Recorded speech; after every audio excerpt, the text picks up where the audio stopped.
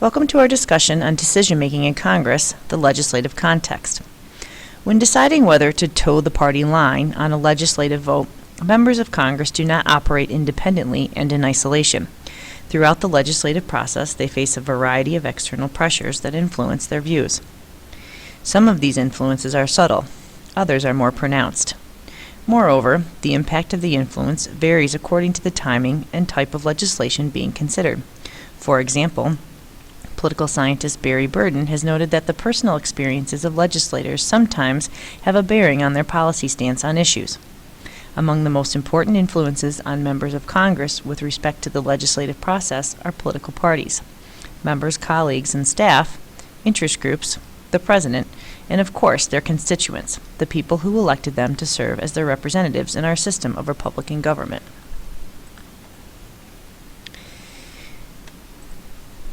This chart shows the party breakdown in Congress since 1985. The data show that 1994 was a pivotal year, ending Democratic control in the House and the Senate.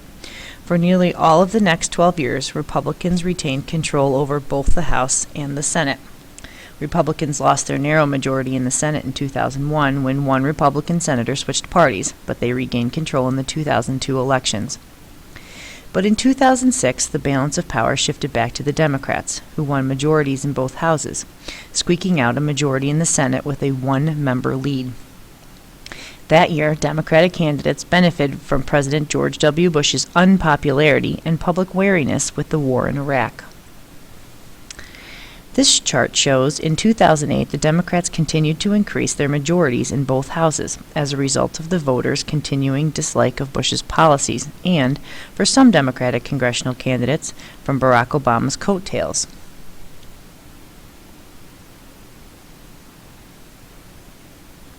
But this trend was reversed in 2010, with Republicans winning a majority of seats in the House of Representatives and increasing their numbers in the U.S. Senate.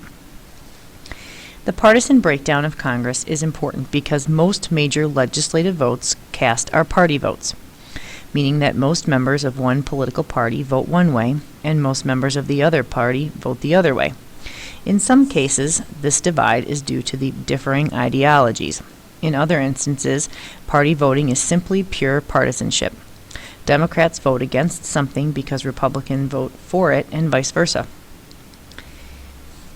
For example, in 2009, when Congress voted to overhaul the nation's health care system, all 60 Democrats in the Senate voted for the bill, and all 39 Republicans voted against it. Senator Jim Bunning, a Republican, did not vote.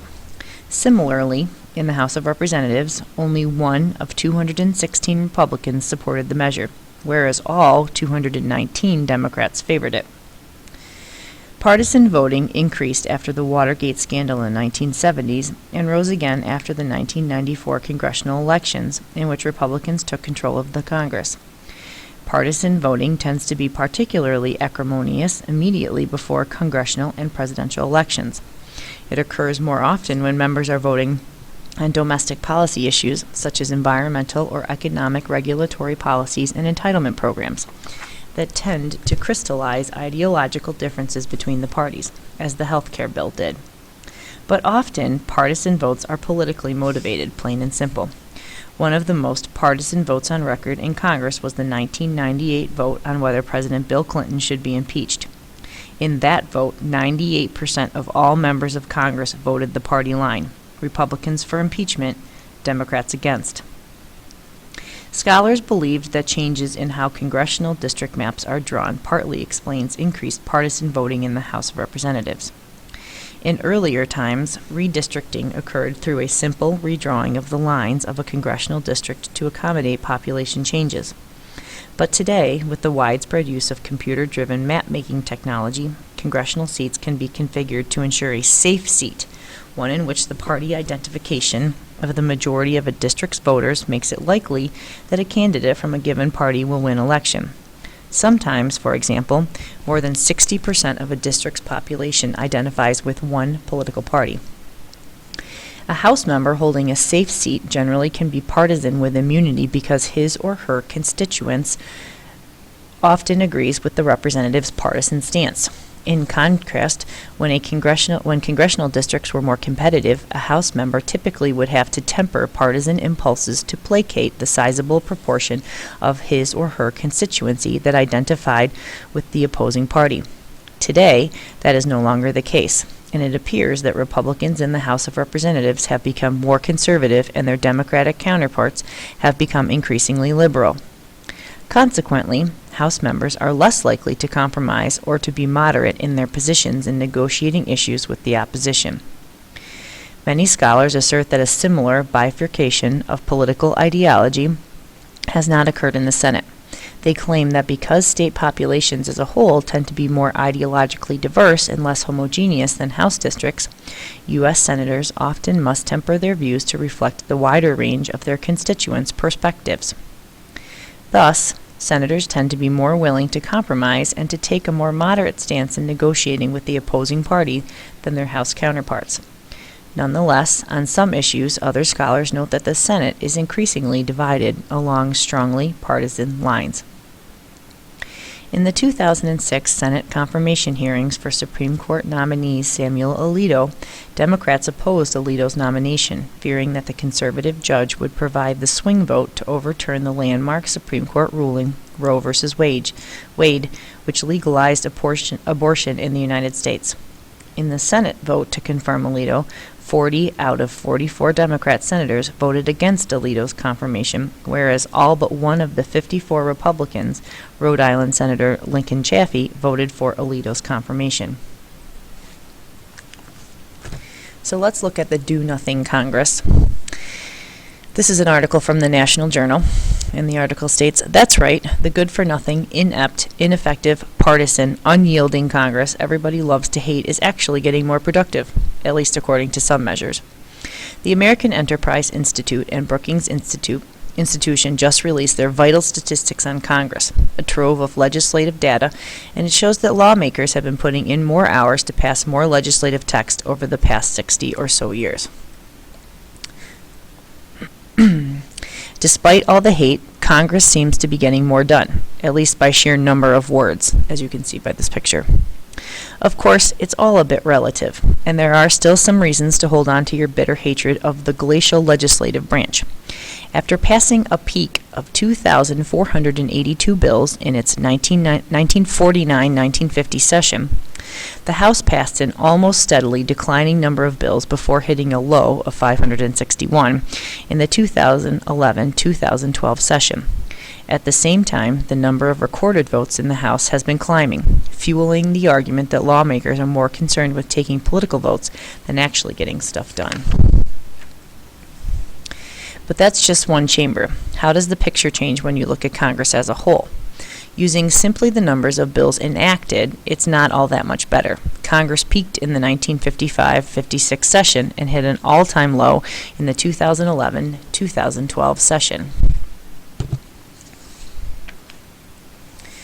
So Congress isn't passing many bills, but what bills it does pass are bigger, much bigger. In fact, Congress has enacted more and more pages of legislative text, peaking in the 2007-2008 session from a low in the 1951-1952 session. And both chambers have been putting in more hours per session. You might argue that the bill Congress does pass are worthless, but there's no denying that lawmakers are putting in more hours in session to churn out more pages of text, for what it's worth.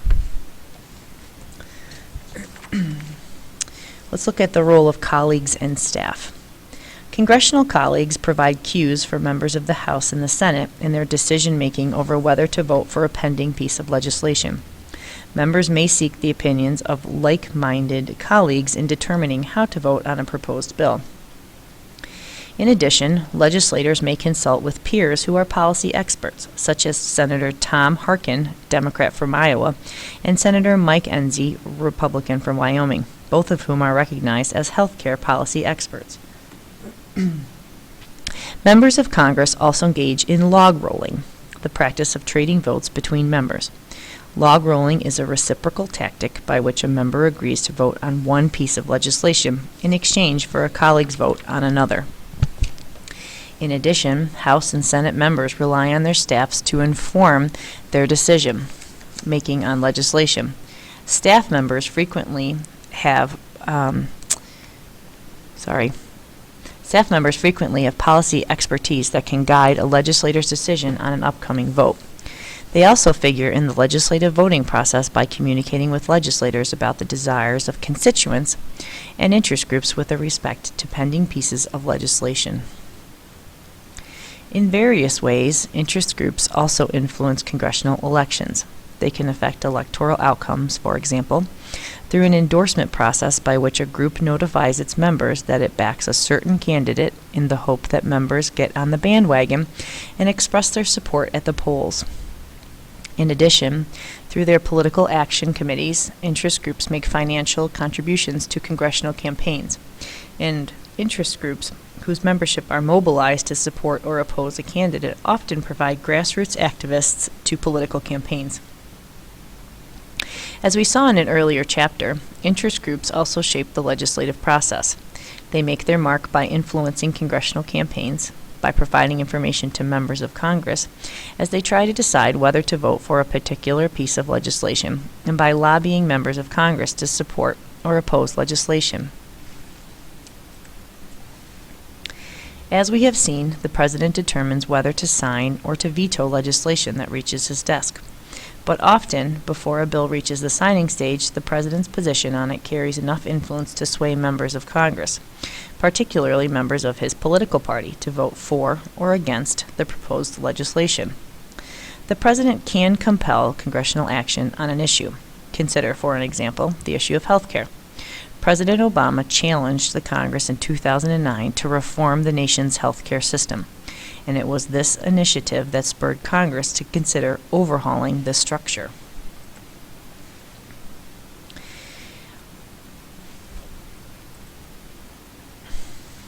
All of the players with a voice in the legislative process, congressional constituents, the people whom the members of Congress represent, wield perhaps the strongest, if indirect, influence with respect to congressional decision-making. Most members of Congress want to be reelected and representing constituents' views, and being able to convince voters that their views are represented well is a major avenue to reelection to Congress.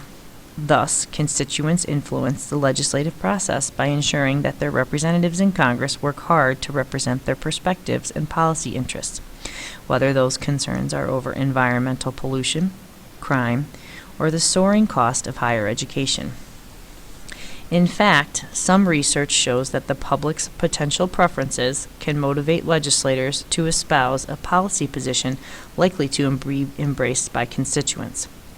But other research shows that most voters are not especially vigilant when it comes to monitoring their elected officials in Congress. In fact, only a very small percentage of voters, sometimes called the attentive public, pay careful attention to the public policies being debated by Congress and to the votes cast by their representatives and senators. But the fact that the attentive public is a relatively small minority does not mean that votes taken in Congress are insignificant as far as constituents' opinions go. Indeed, if a member of Congress should disregard constituents' views in voting on a major issue, it is quite likely that an opposing candidate or political party will bring this misstep to the public's attention during the individual's next congressional campaign.